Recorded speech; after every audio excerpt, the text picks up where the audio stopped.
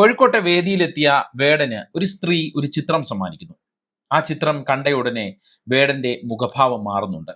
അവന്റെ മുഖത്തേക്ക് സങ്കടം ഇരച്ചു കയറുന്നുണ്ട്. വേടൻ ചിത്രത്തിലൂടെ തലോടുന്നുണ്ട്. അവന്റെ മനസ്സിലേക്ക് കടന്നു വന്ന 1000 ഓർമ്മകളുമായി ആ സ്ത്രീയെ ആലിംഗനം ചെയ്യുന്നുണ്ട്. വേടന് അവർ സമ്മാനിച്ചത് അവന്റെ മരിച്ചുപോയ അമ്മയുടെ ചിത്രമാണ്. അപ്പോൾ പിന്നെ എങ്ങനെ വേടൻ വികാരാധീനനാകാതിരിക്കും, അല്ലെ? ആരാണ് വേടന് ചിത്രം സമ്മാനിച്ച സ്ത്രീ? അവർക്കെങ്ങനെ വേടന്റെ അമ്മയുടെ ചിത്രം കിട്ടി? അതിനു പിന്നിലും ഒരു കരുതലിന്റെ കഥയുണ്ട്.